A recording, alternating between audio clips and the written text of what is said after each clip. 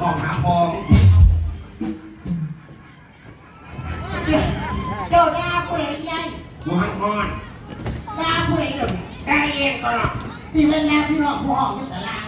วายคณะพี่น้องมึงก็เผากูถนัดตัวมืออื่นโพดแต่มึงไปยังมึงก็ห้องเองป้องห้องจะไหนต่อวันซ่อนซากซ่อนเซนจะพอวันซ่อนเนี่ยจะไหนจะกล้ามาเบิ่งหมอน้ำเนื้อหมอนี่มันเป็นยังหมอน้ำกับซ้ำกันละก็เจียกันขาดท่าแป้งต้มมึงอยากไปมาเพิ่นคนอย่างนี้ก็กล้ามาเบิ่งเท่ายังกับเวียนมันมีปูงามอยู่แต่ว่าไม่ไงจุดแต่ล่างหรือจะไปกล้าใส่แท็กซี่มาเป็นอีปอดมึงเลยดีแล้วยักกับเว้นหัวใจแท็กซี่ยักกับขึ้นหัวใจอย่างเลยถอดเจ้าหัวออกมาบ้าดีดังเลยโอ้ยแต่ผู้ให้เข่ากับแค่นี้ผู้ยิ่งเข่าว่านี่เนี่ยก็คิดกระบุนกระเทยกระบะอย่าไปพิษกระบุนมันหักแตกจะกูเป็นพูดหางเกลือกับพ่อแห้งเลยเพราะฉะนั้นพี่น้องคือกันเด็กปัจจัยก็ที่สินอนอยู่เนี่ยจะบอกว่ากันหงมึงหมอละมักของตีเนาะของตีนี่จนยักเสียบัตร3 คนกับบ่มีใครว่าเงินพวกอย่างหงมึงนี่เป็นจังไหนใครเงินพูดในอยู่แล้วหรอกนะเพราะเห็นขี่จังแต่ยังว่าของตีท่านแม่ปวดขี่เขาบอกการงานไปของหน้าเพื่อไม่อยากเป็นรถเช็คอะมึงก็เห็นประวัติทางไหมไม่ยังแจกทุเรียน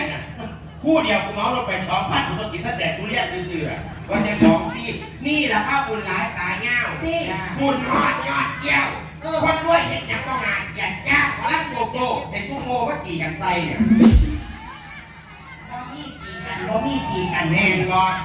ทันทีเพราะจะพาสั่งสองเครื่องขุดก็เลยโคตรทะเลาะกันหน้ากดไล่กดแท้กดเรามาล่ำเลยเล่นกูละโดนวันที่นาทีสุดท้ายที่ข้ามไปว่าเป็นโรคก่อนพ่อแม่สอดแย่งตัวพ่อแม่สอดแย่งตัวแย่งก็ดีจ้ามาแดดก็สิแย่ก็พาเกียรไม่ว่าจะไหนไม่ว่าเดือนไง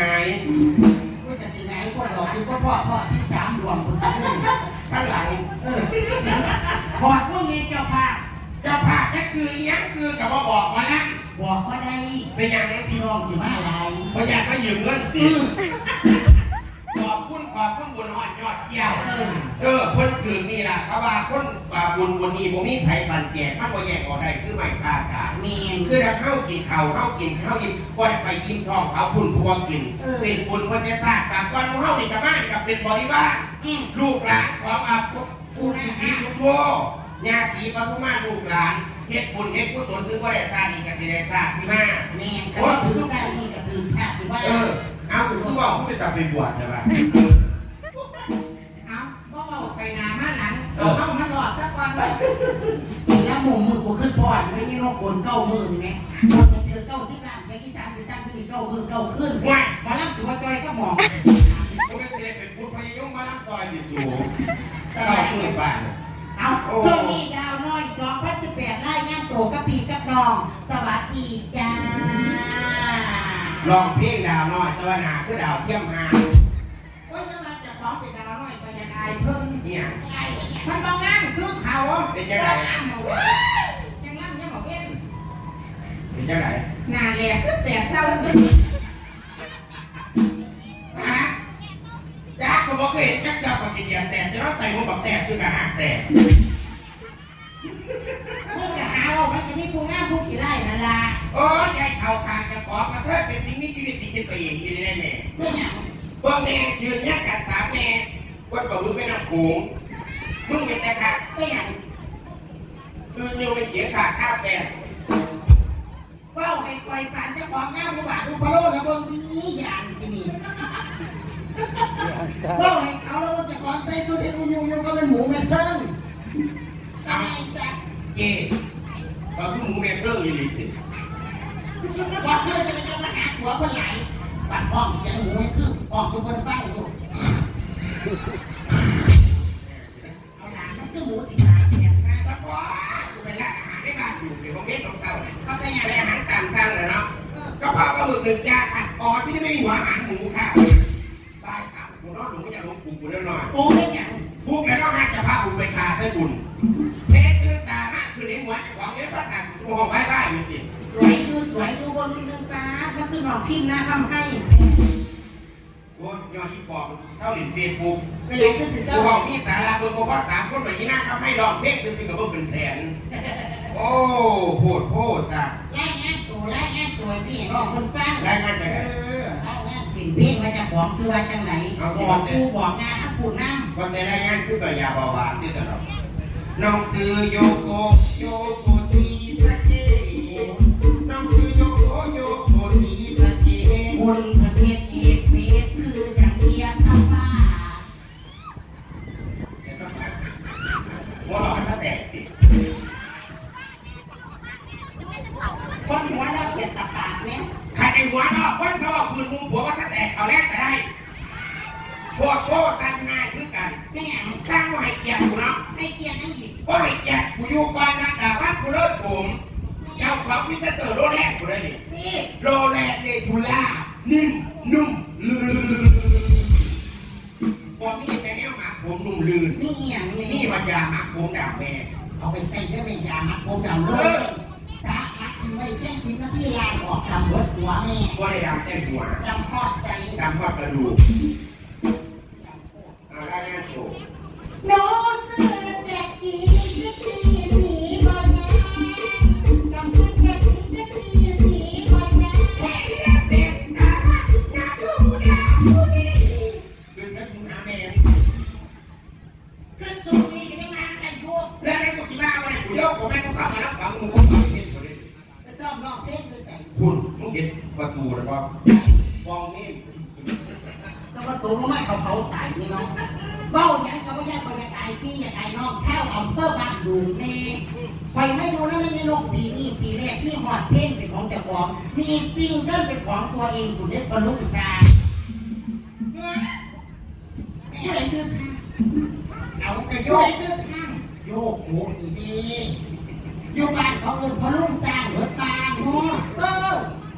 พี่จะเคยจะไหนต้องเป็นที่รักษาแม่มาหลอกห้องฉัน เอิญแม่เอิญมารอดเพื่อนหนีแน่พวกกูจะเศร้าล่ำในฝัง เอาก็สิเศร้าแล้ว มึงคืนพวกนี้รถหนีมารอดกองกูกูรังเศร้าดิในที่พูดแข่งมันยังลบคนเดียว เป็นไงเรื่องเรื่องซื้อ เรียกนะเนาะเดี๋ยวนะครับผู้ชายกูมาฮัลโหลชื่ออะไรครับชื่อช้างขับกระบอกสิ แม่เขาบอกว่าลิโก้คอยชีฝากผลงานเพลงกับพี่กับน้องฝากผลงานเพลงในเรื่องในจอผักจ๋าฝากผลงานเพลงของสาวแจ็กกี้ผีประหยัดผลงานเพลงไอ้ว่ามันพระเอกไอ้นี่เนี่ยกดขอไปเบิ่งใต้กล่องยูทูบบ้านเขาบอกเขาพี่เจียวกดไอ้กดแจ้งเรื่องการเสียงอีสานแล้วมันก็เรื่องกลางไม่ถึงเป็นเรื่องกลาง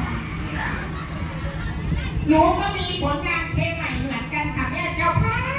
เอามันก็มีคือกันจะมันงานกูได้เรื่องนี่นะว่าช่วงนี้ช่วงอ่อนเจ้าค่ะนี่ผลงานเพลงเนี่ยผลงานเพลงกำลังฮิตเพลงอะไรน้อยตังทำงัดน้อยร้องแก้งัดทั้งงัดที่บอว่าได้แก้ไขจะหาพูดไทยฟ้อนเธอบุญบางครั้งเอาตีเสียมเปิดให้ฟังหน่อยๆเขาได้ฟ้อนใส่ได้เลยฟ้อนใส่ด้วยแม่จังเจ้าปูเตียตำมังโดนดำมาเลียหำใครที่เอาไปนอนน้ำยามได้ง่อยทันได้เดา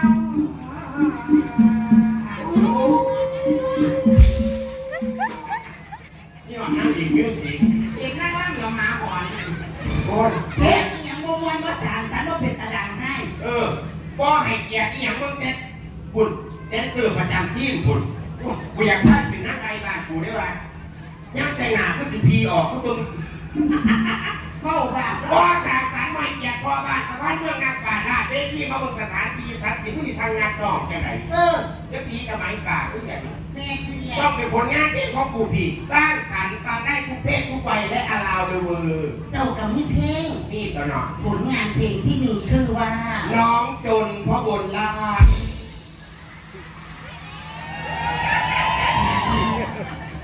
โอ้ยเพลงเจ้าว่าเป็นตะทุกไปนานเท่ ให้มึงซ้ำเหมือนในยุคกรุงเทพว่าไม่เคยเห็นงานใจยันโลกกันดีกูซื้ออยู่ประเทศไทยบางหมู่เรื่องคุณกูขาดไปซื้อแยกกันมันจะออกดู โอ้ที่บอกเขาว่าว่าอย่างเล่าออกให้ถูก ซ ซื้อว่าถือตั้งที่สิเจ้าซื้อกับบ่เอาทำไมจังเอาแหน่มาอย่างบัดเอาผู้ชุดไทยอันนี้เป็นสาวกาฬสินธุ์ได้แม่เราเบิ่งคนงามที่จะขาแค่ว่านี่ โอ้ยเดี๋ยวมาคือผ่าแค่ว่าก่อน เพื่อหยังค่ะ เมื่อไหร่น้องสาวผู้คุมเขา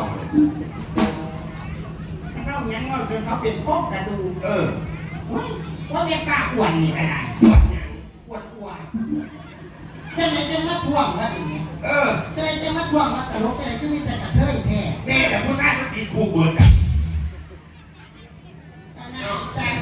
ไม่อยากจะเป็นมากงานยี่ห้าเย็นไม่อยากแบบเต้นโตก็บอกเบิ่งมูเบิ่งขวดทั้งแม่แท้กูถามมึงเองเขาเบิ่งว่าไงคะมูเขาใช้โกมึงเห็นบริสวยงามมาจากจะได้มาหมักไงใส่ติดบอกเกียรมีเอกลักษณ์คอยเอกลักษณ์ไปมัดแสดงรู้ตัวถูกสมัยเป็นนักเรียนจนเพิ่งจื้อได้มาขาวเอ็นสีกับไทยมีบอก มึงหุบปากกาใส่กิ๊กบอกกูเลยใส่งามกับใส่งามกูเลยใส่กี่ไรกับกี่ไร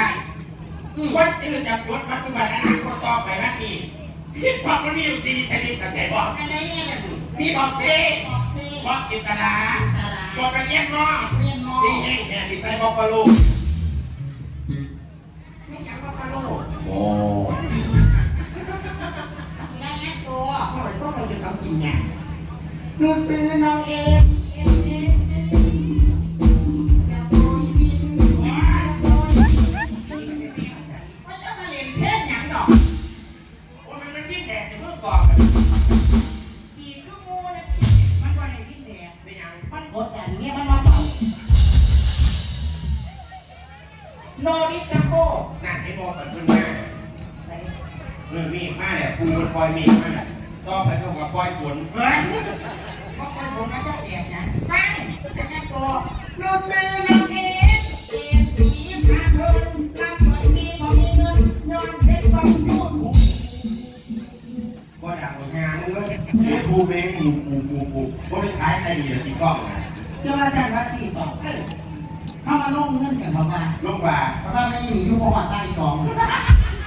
เป็นงานทุกเดียวรับเป็นรถแขกนี่ล่ะ บ้านเนี่ยก็ได้กระบุกก็ดูอยู่กันแต่ว่า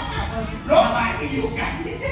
จะว่าจะไม่ใช่หลวงเมืองกุฏิวัดได้สอง มีเพจมาแล้วเนาะใครแน่ อันนี้หลังให้มา ทำไมจะป่าปล่อย เขาก็ได้เมา เออ เมา เมา อย่าง เมาหนังมันเด่นสิ้น ปลาหน้าปลาโตตลกกูหน่อยทั้งสี่ตัวพร้อมทั้งกินงานเสียงอีสาน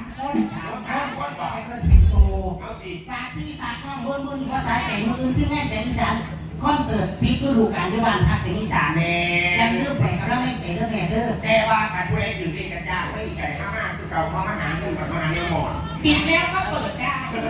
อ่ะขอบคุณพี่น้องค่ะ